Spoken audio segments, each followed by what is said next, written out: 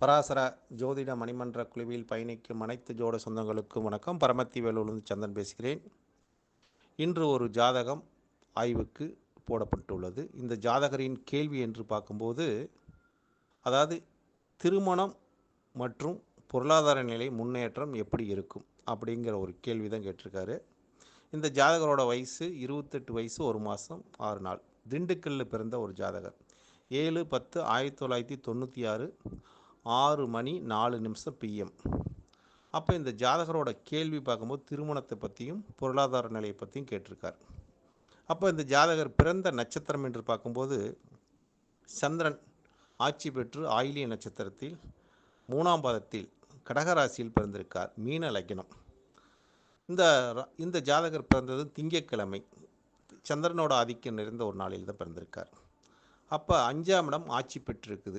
ஆழ்மனம் என்று சொல்லக்கூடிய இடம் ஆட்சி பெற்றிருக்கிறதுனால காதலிச்சு திருமணம் பண்ணக்கூடிய ஒரு அமைப்பு இந்த ஜாதகத்துக்கு உண்டு. ஏன்னா 5ஆம் அதிபதி ஆட்சி பெற்றிருப்பதும் 5ஆம் அதிபதியோட சாரத்தில் 7ஆம் அதிபதி ஆட்சி பெற்றிருப்பது ஒரு சிறப்புன்னு வச்சுங்களேன்.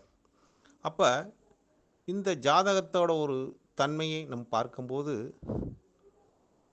லக்னத்தில் சனி பகவானும் கேது பகவானும் இருந்து அந்த பாவம் திரிசூனியமாயிடுச்சு.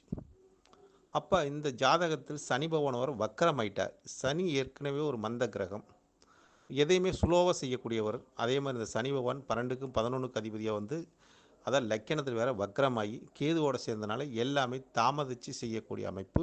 சுலோ பேலண்ட் அப்படின்னு சொல்லலாம். அதாவது சுறுசுறுப்பு இல்லாத தன்மை ஜாதகர் என்று சொல்லலாம். சோம்பேறி என்று கூட சொல்லக்கூடிய ஒரு அமைப்பு இந்த ஜாதகத்துக்கு உண்டு. ஏன்னா இந்த ஜாதகத்துக்கு பூர்வ புண்ணியம் ஆட்சி பெற்று அங்கே பாக்கியாதிபதியாக வரக்கூடிய செவ்வாயும் கூட சேர்ந்து இருப்பது ஒரு சிறப்பு. அதாவது சந்திர மங்கள யோகம் என்று சொல்லக்கூடிய அமைப்பு இந்த ஜாதகத்துக்கு உண்டு.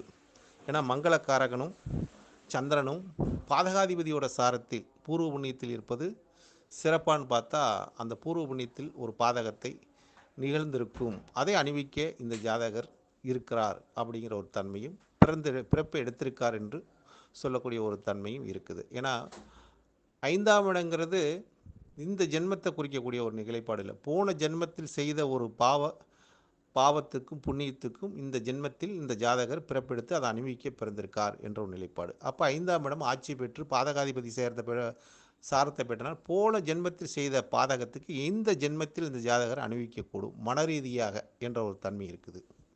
இதை நம்ம ஜாதகத்தை பார்க்கும்போது நிறையா விஷயங்கள் சொல்ல முடியும். ஏன்னா சனியும் கேதுவும் கர்மக்காரகன் சனி லக்கணத்தில் வக்கரமாக இருப்பதனால் அதை 100% கொடுத்து விடும் அப்படிங்கிறது தெரியும். ஏன்னா லக்னாதிபதியே போய் கர்மஸ்தானத்தில் போய் வக்கரம். ஏன்னா மீன லக்கணத்தில் லக்னாதிபதி கர்மஸ்தானத்தில் வக்கரம் பெற்று திதிசூன்யமாயிட்டார். அப்போ இந்த ஜாதகர் ஏகாதேசி திதியில் பிறந்திருக்கார். கிருஷ்ணபட்சம் தேய்பிரை ஏகாதேசியில் பிறந்திருக்கார். அப்போ இந்த ஜாதகர் நல்லவரா என்று பார்க்க நல்லவர் தாங்க, கெட்டவர் கிடையாது, நல்லவர் தாங்க. ஆனால் நல்லவர் கஷ்டத்தை அனுபவிச்சிட்ருக்கார் அப்படிங்கிற ஒரு தன்மையை காட்டுகிறது ஜாதகத்தில். ஏன்னா எல்லா பாவக்கிரகம் லக்னாதிபதியே போய் வக்கரமாயிட்டார். குரு வக்கரமாக கூடாது, சுபகிரகம் லக்னாதிபதி வக்கரம் பெறுவது, குரு வக்கரம் பெறுவது சுபத்தன்மையை இழக்கிறார் என்று ஒரு நிலைப்பாடு. சனி கேது இருக்குது. அப்போ அசுபத்தன்மையை ஏற்படுத்துது. 7ஆம் இடமும் ஆட்சி பெற்று 6ஆம் அதிபதியோட சேர்க்கை பெற்று ராகுங்கிற கிரகத்தினால அப்போ திருமணத்தில் இந்த ஜாதகத்துக்கு அவ்வளோ ஒரு சிறப்பு நிலை இல்லை. 7ஆம் இடம் கலசரங்கிறது தாமதித்து கொடுத்தாலும் பிரச்சனைக்குரிய கலசரமாக கொடுக்கும் அப்படிங்கிற ஒரு தன்மை. கலசரத்தை சார்ந்து வாழக்கூடிய அமைப்பு இந்த ஜாதகத்துக்கு உண்டு. ஏன்னா 7ஆம் இடம் இந்த ஜாதகத்துக்கு பாதகாதிபதி வலுத்திருப்பது சிறப்பு இல்லை என்று சொல்லலாம். அதே மாதிரி 5ஆம் அதிபதி பாதகாதிபதியோட சாரத்தில் இருப்பது ஒரு சிறப்பு இல்லைன்னு சொல்லலாம்.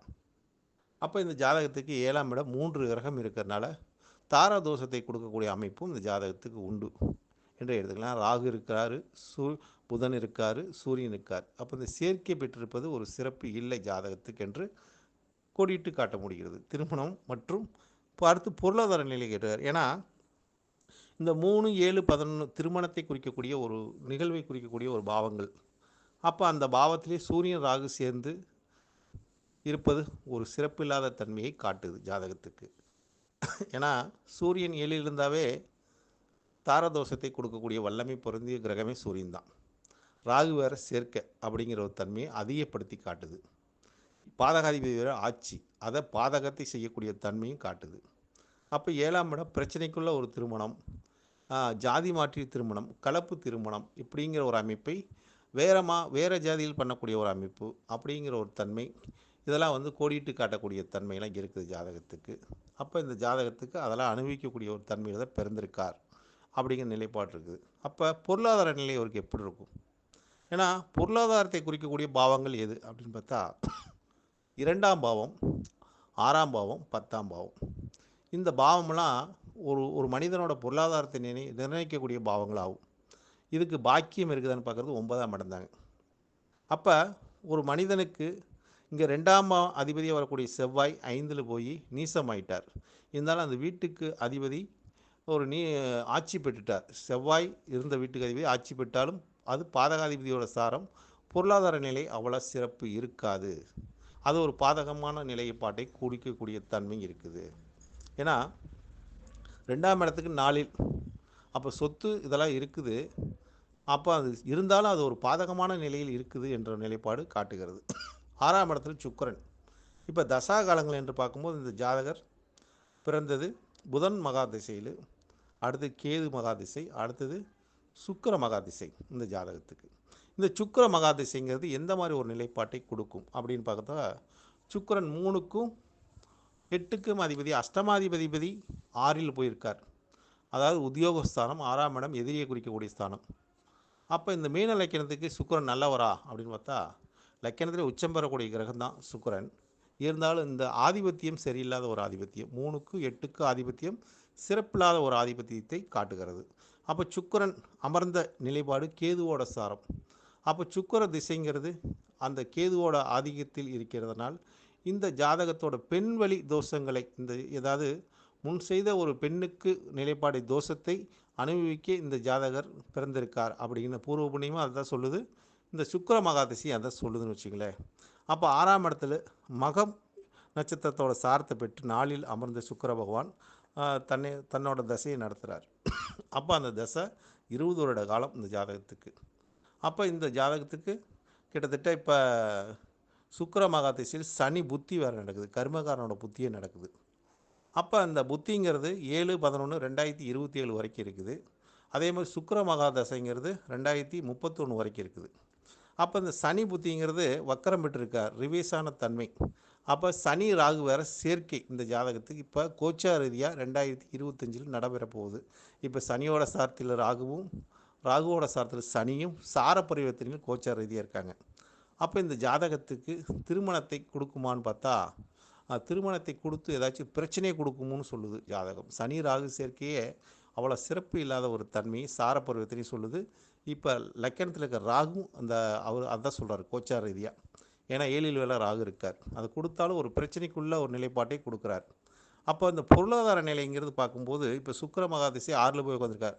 பொருளாதார நிலை வந்து ஒரு கடன் ஏற்படக்கூடிய தன்மையும், கடனாகக்கூடிய தன்மையும், அதாவது பொருளாதார சரிவை கொடுக்கக்கூடிய தன்மையும், பொருளாதார நிலை இவங்களுக்கு ஆரம்பத்திலேயே சொத்து சுகம் இருந்தாலும் அதெல்லாம் வந்து இழக்கக்கூடிய தன்மையாக இந்த காலகட்டங்கள், இந்த சனியோட புத்தி, சுக்கிர மகாதிசையில் சனி புத்தி, சுக்கிரனுக்கு அஷ்டமத்தில் சனி புத்தி நடத்துகிறார்.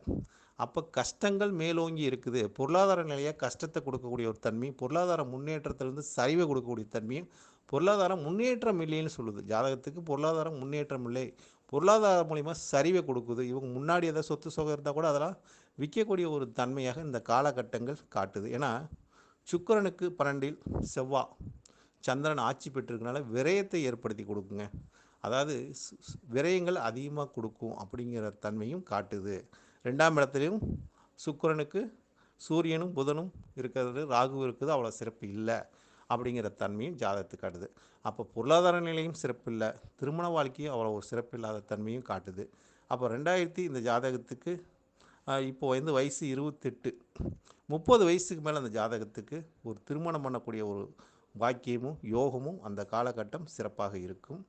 இப்போ பண்ணுறது அவ்வளோ சிறப்பு இல்லை என்று, ஏன்னா லக்கணாதிபதியாக வரக்கூடிய குருவும் கோச்சார ரீதியாக வக்கரத்தில் வேறு இருக்கார். இங்கே ரிஷபத்தில் போய் வக்கரத்தில் இருக்கார். அப்போ சந்திரனுக்கும் குரு பாதகத்தில் இருக்கார். அப்போ லக்கணத்துக்கும் குரு வக்கரத்தில் இருக்கார். அப்போ தொழில் நிலையும் சிறப்பில்லை, பொருளாதார நிலையும் சிறப்பில்லை, திருமண வாழ்க்கையும் இப்போ சிறப்பு இருக்காது ஜாதகத்துக்கு. அப்போ இந்த ஜாதகத்துக்கு குரு பகவானோட நிலைப்பாடு, அதாவது 5ஆம் இடம் கடகத்துக்கு போய் உச்சம் பெறும்போது இந்த ஜாதகத்துக்கு அனைத்துமே இந்த எண்ணப்படி நடக்கும் அப்படிங்கிறத ஒரு 2 வருட காலங்கள் கழித்து, இப்போ இந்த ஜாதகத்துக்கு 28 வயசு 30 வயசு பூர்த்தியானொட்டி இந்த ஜாதகத்துக்கு திருமண நிலையும் பொருளாதார நிலையும் ஓரளவுக்கு நல்ல ஒரு சீரான ஒரு நிலையில் இருக்கக்கூடிய தன்மையும், திருமணத்துக்கும் அந்த காலகட்டம் தான் சிறப்பை தரும். இப்போ பண்ணுவது ஒரு சிறப்பில்லை. இப்போ திருமணத்துக்கு அமைப்பு வந்தாலும் அது பெரிய பிரச்சனைக்குள்ள ஒரு தன்மையை இந்த ஜாதகத்துக்கு காட்டுது என்ற ஒரு நிலைப்பாடு தெரியுது. ஜாதகரோட கேள்வி, திருமணம் பொருளாதார நிலை முன்னேற்றம் எப்படி இருக்கும்? இப்போ முன்னேற்றம் இல்லை, சரிவு நோக்கி இருக்கிறார். அதனால் இந்த ஜாதகத்துக்கு 2028க்கு மேலே ஒரு சிறப்பான ஒரு நிலைப்பாட்டை கொடுக்கும். நன்றி, வணக்கம். வாழ்க வளமுடன். பரமத்தி வேலூர் சந்திரன்.